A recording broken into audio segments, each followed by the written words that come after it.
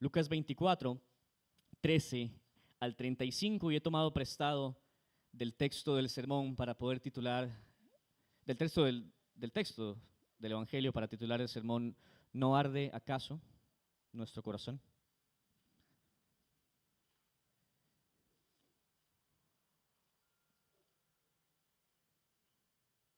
¿Qué haces cuando todo lo que esperas de Dios parece haber fracasado? Cuando oraste, confiaste, seguiste, y aún así llegó la decepción. Cuando el Jesús que conocías parece ausente y tu fe ya no arde como quizá antes. Hermanos, el pasaje de hoy no es solo una historia de dos discípulos tras un camino polvoriento. Es el retrato de muchos de nosotros, caminando, hablando de Jesús, pero sin reconocer de que ahí anda a nuestro lado. Es una invitación a reconsiderar dónde hemos estado buscando respuestas y a descubrir que el Cristo resucitado no se revela con espectáculos, sino con palabra y comunión. Así que hoy, si entraste por esta puerta y te preguntaste, ¿dónde está Dios cuando más lo necesito? ¿Cómo sé si realmente Cristo vive? Este texto no solo intenta responder con palabras, sino con fuego que arde. Porque cuando Él habla, el corazón que parecía apagado puede volver a arder. Leo para ustedes Lucas 24, del 13 al 35. Aquel mismo día, dos de los discípulos iban a una aldea llamada Emaús, que estaba como a 11 kilómetros de Jerusalén. Conversaban entre sí acerca de todas estas cosas que habían acontecido, y mientras conversaban y discutían, Jesús mismo se acercó y caminaba con ellos, pero sus ojos estaban velados para que no lo reconocieran. Él les dijo, ¿qué discusiones son estas que tienen entre ustedes mientras van andando? Y ellos se detuvieron con semblante triste. Uno de ellos, llamado Cleofas, le dijo, ¿eres tú el único visitante en Jerusalén que no sabe las cosas que han acontecido en estos días? ¿Qué cosas?, le preguntó Jesús. Y ellos le dijeron, las referentes a Jesús el Nazareno, que fue un profeta, poderoso en obra y en palabra delante de Dios y de todo el pueblo, y como los principales sacerdotes y nuestros gobernantes lo entregaron a sentencia de muerte y lo crucificaron. Pero nosotros esperábamos que Él fuera el que iba a redimir a Israel. Además de todo esto, este es el tercer día desde que estas cosas acontecieron. Y también algunas mujeres de entre nosotros nos asombraron, pues cuando fueron de madrugada al sepulcro y al no hallar su cuerpo, vinieron diciendo que también habían visto una aparición de ángeles que decían que Él vivía. Algunos de los que estaban con nosotros fueron al sepulcro y lo hallaron tal como también las mujeres habían dicho, pero a Él no lo vieron.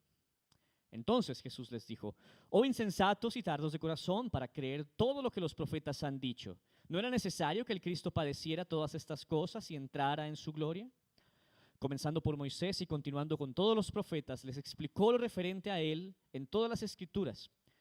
Se acercaron a la aldea donde iban y Él hizo como que iba más lejos. Y ellos le insistieron diciendo, quédate con nosotros porque está atardeciendo y el día ya ha declinado. Y entró a quedarse con ellos. Al sentarse a la mesa con ellos, Jesús tomó pan y lo bendijo, y partiéndole, les dio. Entonces les fueron abiertos los ojos y lo reconocieron, pero Él desapareció de la presencia de ellos. Y se dijeron el uno al otro, ¿no ardía nuestro corazón dentro de nosotros mientras nos hablaba en el camino, cuando nos abría las Escrituras? Levantándose en esa misma hora, regresaron a Jerusalén y hallaron reunidos a los 11 apóstoles y a los que estaban con ellos, que decían, en verdad, es verdad que el Señor ha resucitado y se ha aparecido a Simón. Y ellos contaban sus experiencias en el camino y cómo lo habían reconocido al partir el pan. Hermanos, esta es la palabra del Señor. ¿Usted bendice su nombre? Padre, gracias porque podemos meditar en tu palabra y encontrarnos con ella siempre a Jesús. Levántalo también delante de nuestros ojos en esta mañana y que podamos verlo con claridad para que también arda así nuestro corazón en su nombre. Amén. Y vamos a seguir el paso de estos discípulos por el camino. Y vamos a ver cómo Cristo resucitado transforma su tristeza a testimonio. Lo haremos en 3 escenas que marcaron esta transformación. La primera, cuando Él camina con los que no lo reconocen. La segunda escena, cuando revela su gloria en la palabra. Y finalmente, cuando renueva la comunión y el testimonio. Y al caminar con ellos, bueno, quizá tal vez descubramos también que Él ha estado caminando con nosotros todo el tiempo. Mi punto central de este sermón para ustedes, hermanos, es este. El Cristo resucitado enciende nuestros corazones al revelarse por su palabra. El Cristo resucitado enciende nuestros corazones al revelarse por su palabra. La primera escena, entonces, la tenemos en los versos 13 al 24. Jesús camina con los que no lo reconocen. La historia comienza entonces, como vimos, con 2 discípulos caminando hacia un lugar llamado Emaús, una aldea a unos 11 kilómetros de Jerusalén, a paso lento y con semblante triste, conversando, cargados de confusión y desencanto. Ellos no son parte del grupo más íntimo de los 12, pero sí son verdaderos seguidores de Jesús. Y en este primer cuadro, Lucas nos presenta un retrato sumamente humano de incredulidad y de una esperanza herida. El verso 16 nos dice, pero sus ojos estaban velados para que no lo reconocieran. Así que no estaban distraídos necesariamente. Lucas usa un pasivo divino. Sus ojos habían sido velados por la voluntad de Dios. Y esto nos introduce a un principio teológico clave. Y es este: el reconocimiento espiritual de Cristo resucitado no es un logro humano. No puedes reconocer a Cristo por tu humanidad. Es un don soberano. John Stott comenta que la fe salvadora no nace del análisis ni del dolor emocional. Es una fe informada por la palabra. Y ahora, este logro de Dios, este acto soberano al revelarse por Cristo, nos hace preguntarnos: ¿por qué Jesús retiene su identidad? ¿Por qué no se presenta inmediatamente como resucitado? Y la respuesta está en lo que Jesús quiere provocar. Y es una transformación interior en el ser humano, no dependiente de la vista, sino, otra vez, por una fe informada por la palabra. El caminar con ellos sin revelarse apunta a un método pedagógico de Jesús. Lo que hace Jesús primero es escuchar su dolor, caminar con su frustración, y se dispone después a reinterpretar su historia desde las Escrituras. Fíjate en lo que dice el verso 21. Ellos en su frustración decían, pero nosotros esperábamos que Él era el que había de redimir a Israel. Y esta es una frase clave emocional de su decepción. Ellos habían puesto su esperanza en un Mesías que no debía morir. Debía venir a librar políticamente a Israel, quitar y patear a esos romanos que los oprimían. Su expectativa era sincera, pero incompleta. Y no es eso lo que muchas veces pasa con nuestros propios corazones. Esperamos que Dios actúe de cierta manera y cuando no lo hace, nuestra fe tambalea. Así que el problema no es la esperanza, sino la mala comprensión del propósito de Dios. Y en medio de esa desorientación, Jesús se acerca, camina con ellos, no los reprende aún, no los interrumpe. Porque el Cristo resucitado no quiere esperar a que estemos en forma para acercarse a nosotros. Él camina con los que están decepcionados, con los confundidos, con los que tenemos una teología deficiente y con corazones lentos. Es un gesto profundamente pastoral del Señor. El teólogo anglicano Leon Morris observa que el mismo Jesús que fue acusado de comer con pecadores ahora camina con discípulos desalentados. No hay error doctrinal ni tristeza que pueda impedirle acercarse a los suyos. Este principio es constante y consistente en todo el Evangelio de Lucas. En el capítulo 7, en el verso 13, Jesús se acercó a una en compasión a una viuda en Naín. En Lucas 15 es el padre que corre hacia el hijo pródigo. En el capítulo 19:10 nos dice que Él es el Hijo del Hombre que vino a buscar y salvar lo que se había perdido. Y ahora, en el propio día de la resurrección, Él busca a dos que estaban perdidos en su tristeza. Una pregunta surge inevitable. ¿Dónde está Jesús cuando no lo vemos? ¿Acaso nos ha dejado? El texto responde con contundencia: no, Jesús está presente aunque nuestros ojos no lo perciban. Y esta es una lección vital para todos los creyentes que atravesan sufrimiento, confusión o duda. El Cristo resucitado no solo se aparece en los momentos de gloria, sino que también camina con nosotros en nuestro camino de Emaús, donde los sueños rotos nos hacen bajar la cabeza. La ironía en este relato es también pastoralmente instructiva. Ellos hablan sobre Jesús con Jesús. ¿Cuántas veces oramos, meditamos, conversamos sobre Dios y no reconocemos que Él ya está ahí con nosotros? Finalmente notemos que Jesús permite que hablen.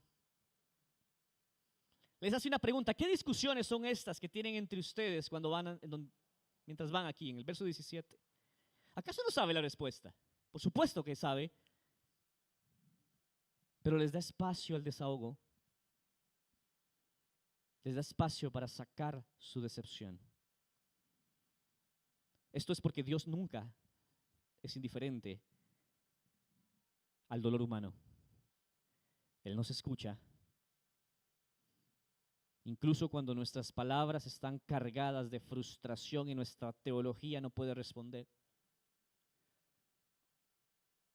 Jesús escucha su relato y se permite ser narrado ofensivamente como un gran profeta derrotado.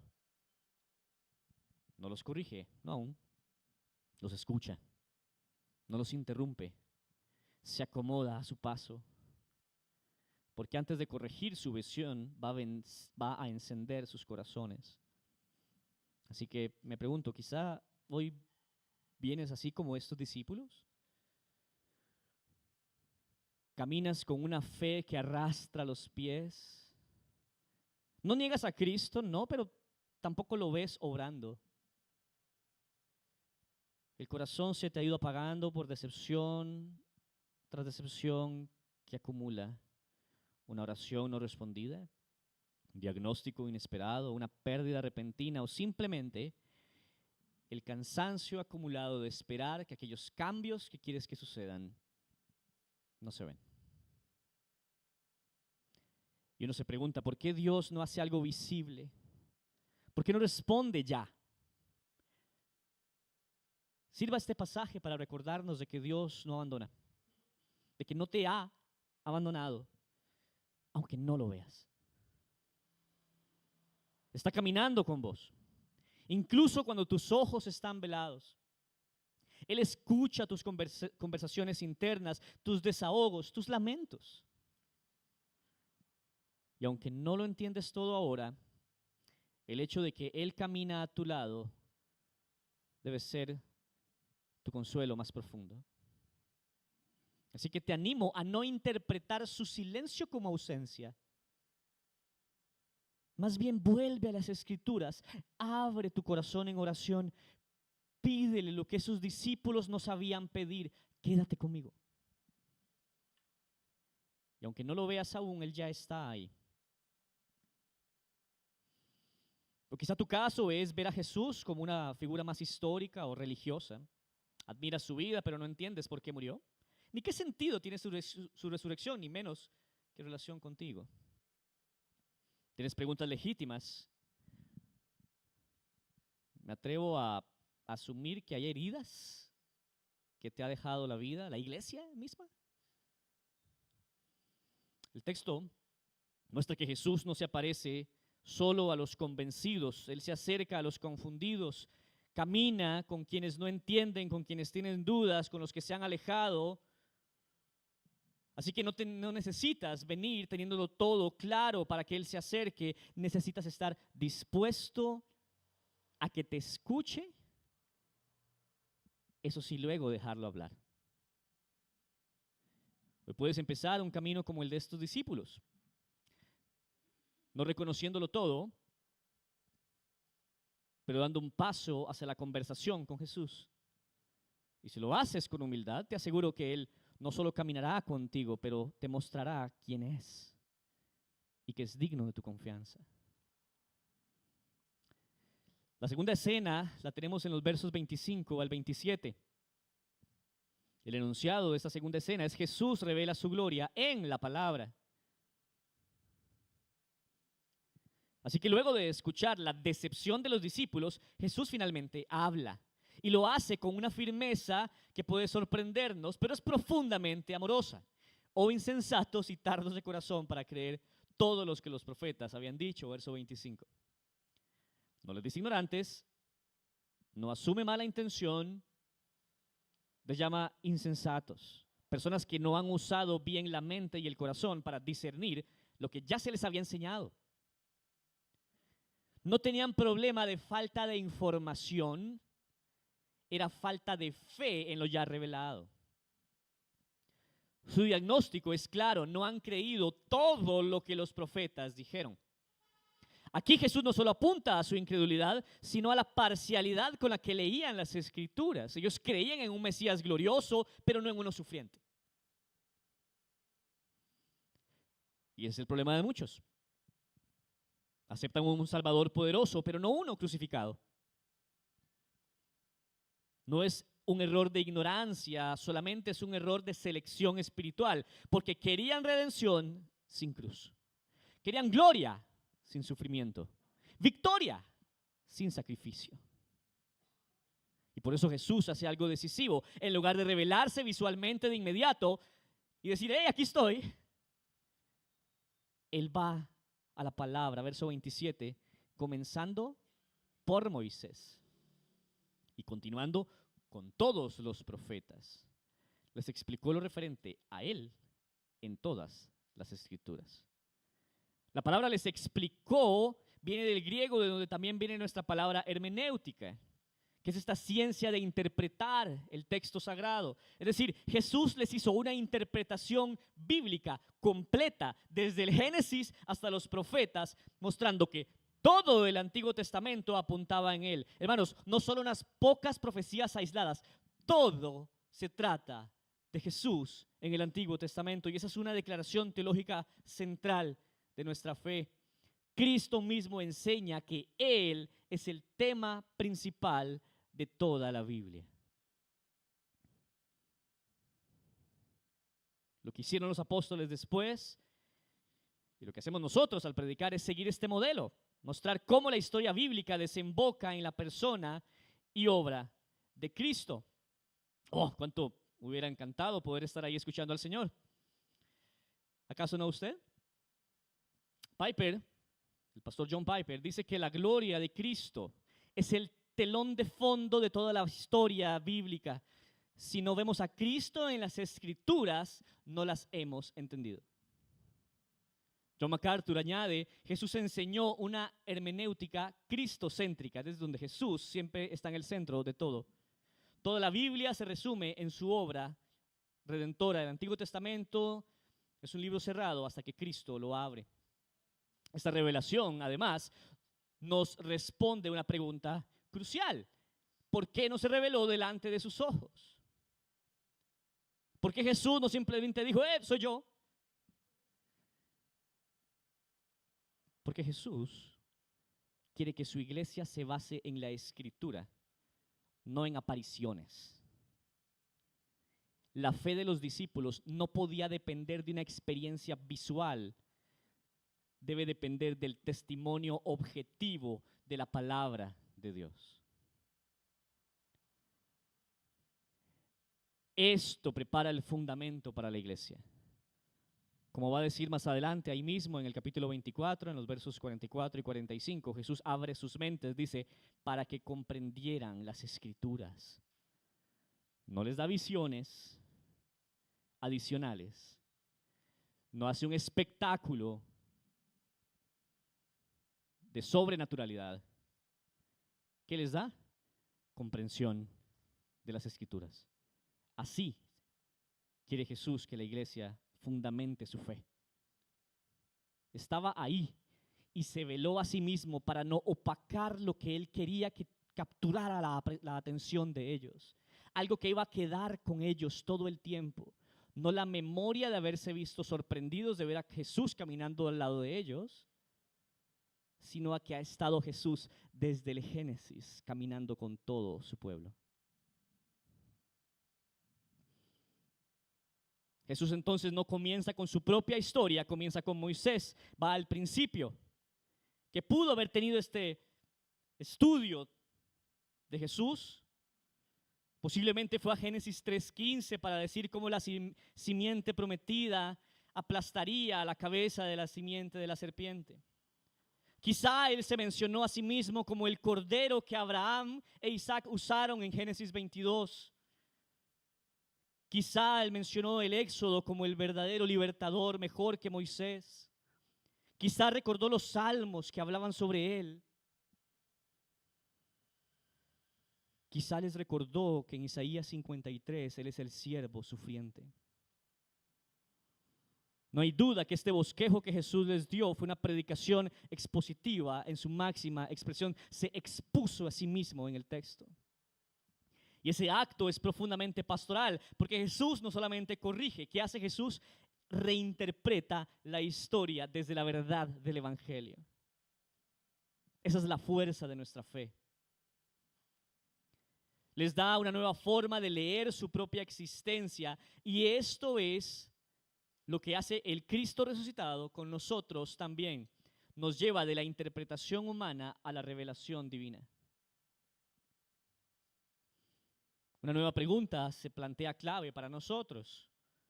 ¿Cómo estamos leyendo la Biblia? ¿Buscamos respuestas para nosotros o buscamos la revelación de Cristo? ¿Estamos encontrando a Cristo en cada texto o nos estamos buscando a nosotros ahí? ¿Dejamos que la palabra reprograme nuestra mente y corazón o seguimos seleccionando los pasajes que se acomodan a nuestra expectativa? Cristo no solo transforma a nuestro corazón, pero también transforma la manera de leer la vida a través de su palabra.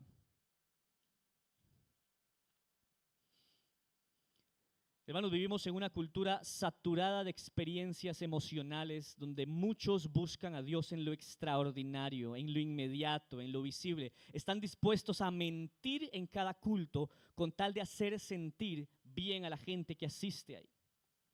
Visiones que Dios nos dio, profecías que salen de su propia imaginación, escarcha dorada y dicen que es oro cayendo del cielo. Experiencia, experiencia, experiencia. Espectáculo. Este texto, por el ejemplo de Jesús mismo, nos llama a volver a lo fundamental. La fe se vive por la palabra revelada de Dios. Jesús no encendió el corazón de los discípulos con un milagro, lo encendió con las Escrituras explicadas. ¿Cuánto tiempo estás dedicando cada semana a escuchar la voz de Dios en su palabra? ¿Le das a la Biblia el lugar que merece como tu alimento espiritual principal? ¿O vives dependiendo de emociones, de canciones, de momentos pasajeros? Si tu corazón no arde, es porque Cristo está ausente en tu búsqueda. No porque Él se haya alejado, sino porque estás intentando encender tu corazón sin leña. Vuelve a una dieta bíblica seria, consistente, cristocéntrica. No uses la Biblia para buscar consejos, úsala para buscar a Cristo.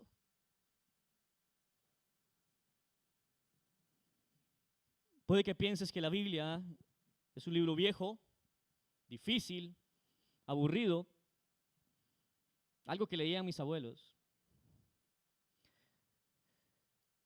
Jesús mismo te diría que la Biblia es su historia,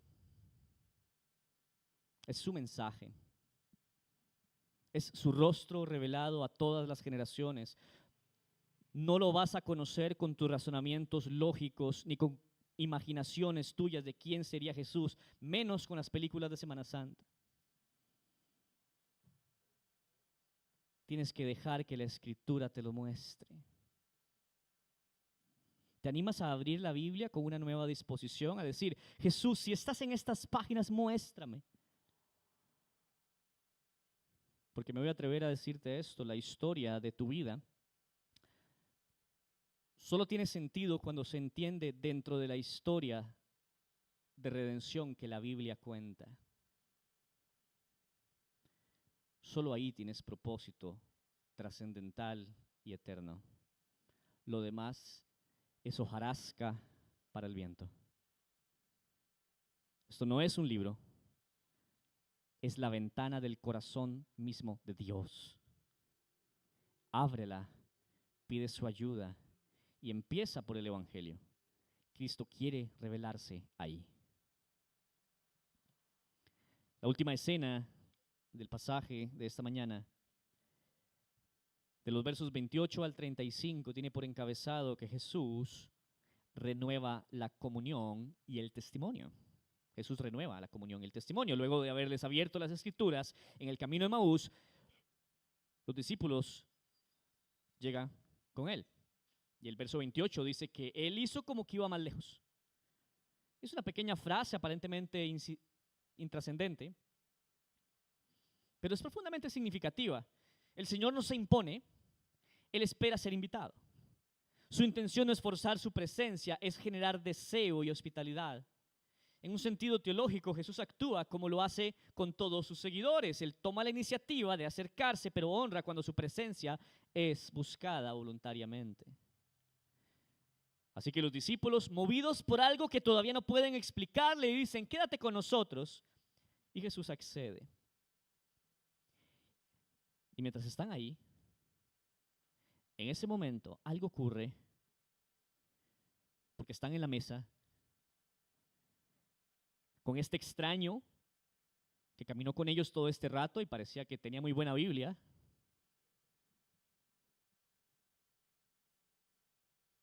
Pero es muy raro, porque no estaba enterado de nada, parecía que viene saliendo de una coliflor, no se había enterado de nada.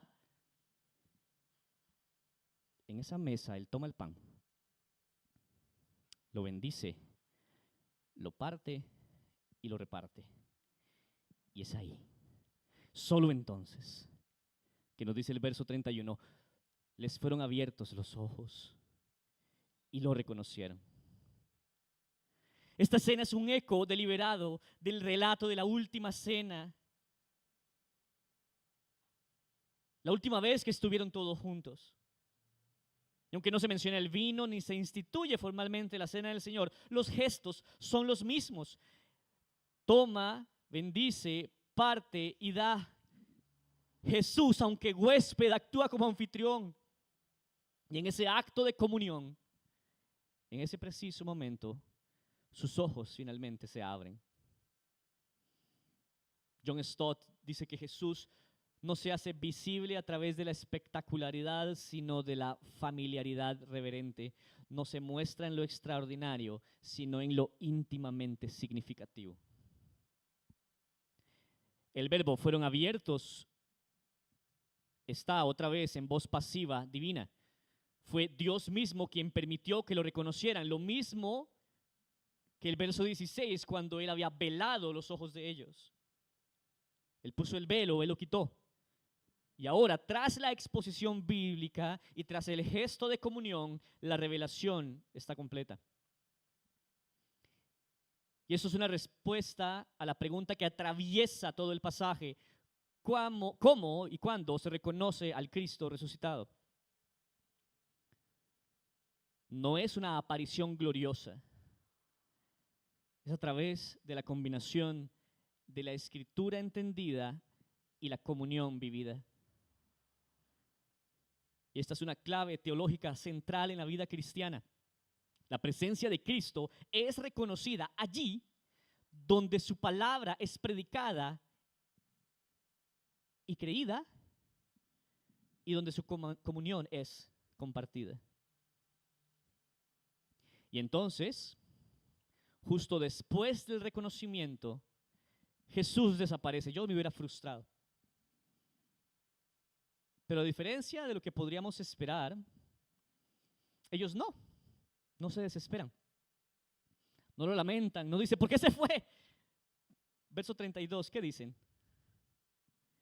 ¿No ardía acaso nuestro corazón dentro de nosotros mientras nos hablaba en el camino cuando nos abría las Escrituras? Ahora entienden que su presencia invisible, alimentada por la palabra, era más real que su presencia visible. Ese arder del corazón es más que emoción, es la experiencia de la verdad espiritual entrando con fuego en la conciencia, como una flecha encendida en el alma.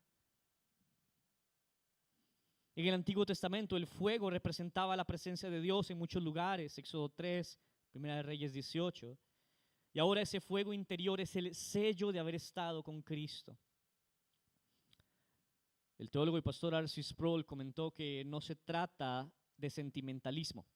Es el alma siendo tocada por la gloria de Cristo a través de la verdad de Dios. Charles Spurgeon también dijo, un corazón que arde por la palabra es un corazón que ha sido encendido por el Espíritu de Dios. No hay fuego sin chispa divina. Y lo que sigue es tan pastoral como instructivo. A pesar de la hora, que ya era tarde, se la excusa para poder entrar. Ahí mismo se levantan y ¿qué hacen? Se devuelven a Jerusalén, posiblemente de donde venían. Verso 33. Así que aquí está el contraste. Antes estaban tristes, desanimados y alejándose del lugar del ministerio. Ahora vuelven con prisa, entusiasmo y con propósito. El encuentro con Cristo no solo les dio comprensión, les devolvió la misión y la pasión por cumplirla. Lucas enfatiza esto con claridad. Los discípulos no se quedaron en Emaús a disfrutar de la experiencia. La resurrección no los volvió místicos, sino mensajeros. El corazón encendido no solo se regocija, se moviliza. Y aquí se responde otra pregunta clave que nace del texto. ¿Qué produce el encuentro con el Cristo resucitado? No solo emoción o consuelo. Produce una vida renovada para el testimonio. Ellos vuelven a Jerusalén, el lugar donde Jesús fue rechazado y crucificado, pero ahora tienen buenas noticias que no pueden callar y ese lugar es el primero que debe escucharlas. ¿Qué haces con el ardor que provoca la palabra? ¿Te encierras en Emaús o vuelves a Jerusalén con urgencia? ¿Tu comunión con Cristo te lleva a hablar acerca de Él? Este punto nos deja con una verdad muy sencilla y al mismo tiempo poderosa. El Cristo resucitado no solo transforma mentes y corazones, sino que también transforma direcciones y prioridades. Un encuentro con Él no termina en la experiencia, sino que desemboca en misión. ¿Arde tu corazón cuando Cristo te habla por la palabra? Esta es una pregunta clave, hermano, para hacerte. ¿Con qué disposición espiritual tomas la Biblia? ¿Como leyendo el periódico? ¿Como leyendo cualquier cosa? ¿Arde tu corazón cuando Cristo te habla por la palabra? Y si arde, ¿respondes a ella volviendo a Jerusalén o te quedas en Emaús? ¿Te enfocas en la misión que tienes o te distraes?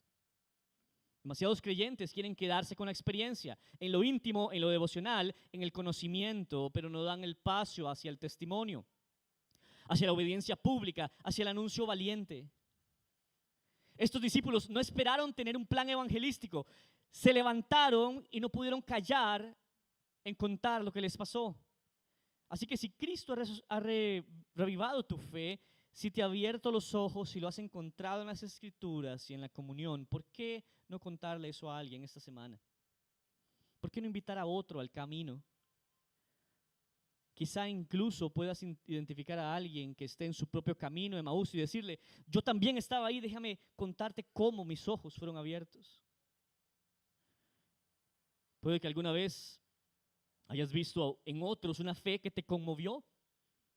Gente sencilla, pero con una paz que no entiendes, un gozo que no nace de las circunstancias. Hoy puedes ver que eso no tiene nada de religión vacía. Nosotros proclamamos una fe relacional con Cristo, con alguien vivo, resucitado, poderoso y amoroso.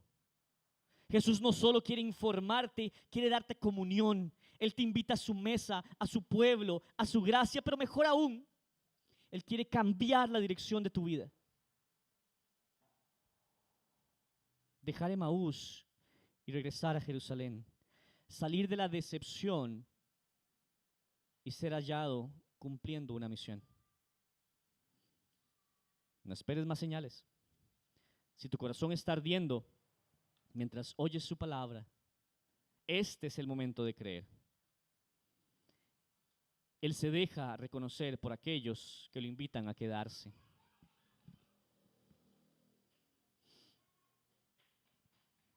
Hermanos, el Cristo resucitado no solo se reveló a sus discípulos en el camino, Él se dio a conocer al partir el pan.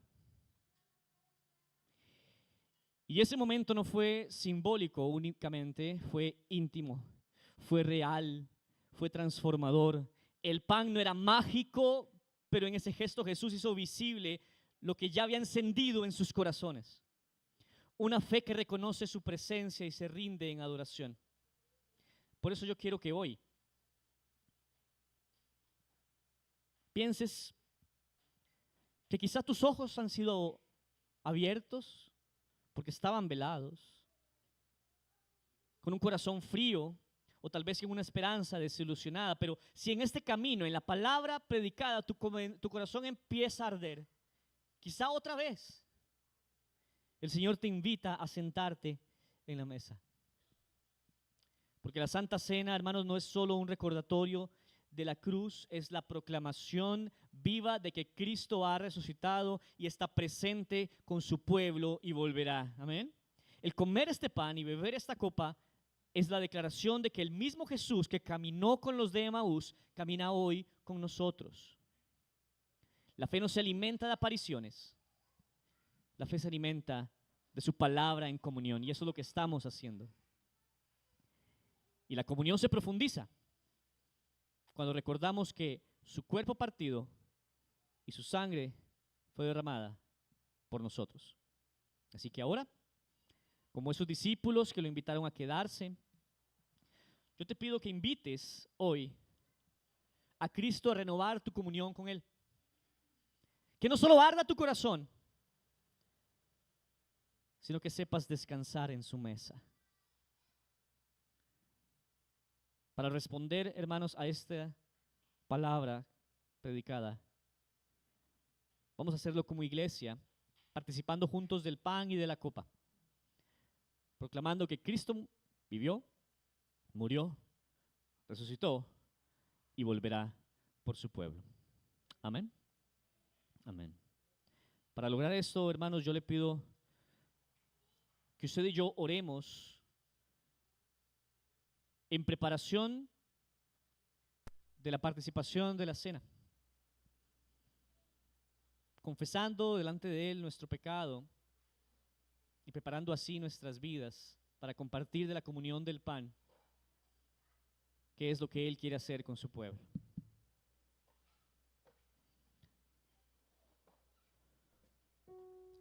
Yo le pido que usted ore conmigo con sinceridad la siguiente oración y le pido que oremos juntos. Señor Jesús, tú eres el Cristo resucitado, el que camina con nosotros aun cuando no te reconocemos, el que abre las Escrituras y enciende nuestros corazones. Pero confesamos que muchas veces hemos sido lentos para creer, tardos para confiar, distraídos por nuestras tristezas o esperanzas mal colocadas. Nos hemos alejado como los de Emaús y hemos dudado de tu plan redentor. Hoy venimos a ti con humildad, pidiéndote que perdones nuestros pecados, que limpies nuestra incredulidad y que restaures en nosotros un corazón ardiente y obediente. Perdónanos por haber buscado consuelo sin tu palabra, por haber esperado gloria sin cruz y por haber callado lo que deberíamos haber testificado. Te damos gracias porque en tu mesa no se sientan los perfectos, sino los redimidos, los que han sido perdonados por tu sangre y los que ahora encuentran comunión contigo al partir el pan. Finalmente, purifícanos por tu Espíritu. Renueva nuestra fe y danos comunión verdadera contigo y con tu pueblo. En el nombre del Señor Jesús, nuestro Señor, Salvador y Rey resucitado. Amén y amén.